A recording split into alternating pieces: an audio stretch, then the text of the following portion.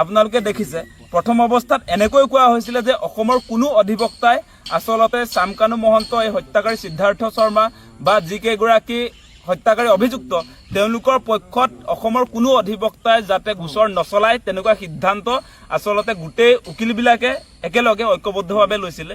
এতিয়া আমি দেখিছো যে গুৱাহাটীৰ উকিলেও আসলতে চামকানু মহন্তক উলিয়াবৰ কাৰণে সাংঘাতিক ধৰণে চেষ্টা কৰিছে বুলি আমি যোৱাকালিৰ পৰা গম পাইছো। গতিকে আপোনালোকে বিবেচনা কৰি চাওক, ইলেকশ্যনলৈকেহে এইবিলাক সিদ্ধান্ত আছিল নেকি?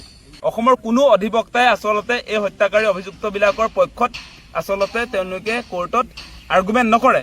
এতিয়া আহিছে ওলোটা হৈ গ'ল, ইলেকশ্যনটো গুচি গ'ল, এতিয়া আৰ্গুমেণ্ট কৰিবলৈ একাংশ অধিবক্তা নামি পৰিছে।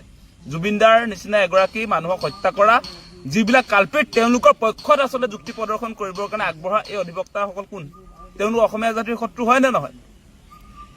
আৰু আপোনালোকে চাব দেই যে এই গোটেই গোচৰ প্ৰক্ৰিয়াটো যদি আপোনালোকে চাই এতিয়া লগে লগে আপোনালোকে দেখিছে ইলেকশ্যন শেষ হ'লহে লগে লগে আপোনাৰ বেল পিটিশ্যন ফাইল কৰা হৈছে। আৰু আগতে আপোনাৰ বেল পিটিশ্যন তেওঁলোকে নিজে উইথড্ৰ কৰিছিলে। ইলেকশ্যনটো সন্মুখত আছিলে কাৰণে তেওঁলোকে জামিনো এপ্লাই কৰা নাছিলে। এতিয়া ইলেকশ্যন যোৱাৰ পাছত জামিন এপ্লাই কৰিছে মানে ডালমে কুছ কালাহে। হিমন্ত বিশ্ব শৰ্মাৰ কথা মতে গোটেই আচলতে কাহিনীবিলাকৰ পৰিকল্পনা প্ৰযোজনা এইবিলাক গোটেইখিনি হৈ থকা যেন লাগে। গতিকে অসমবাসীৰ ৰাইজক আহ্বান জনাম, আপোনালোকে গোটেই বিষয়টো ভালকৈ চাওক। এনেকৈ জুবিনদাক কোনেও আচলতে পাহৰি যোৱা উচিত নহয়।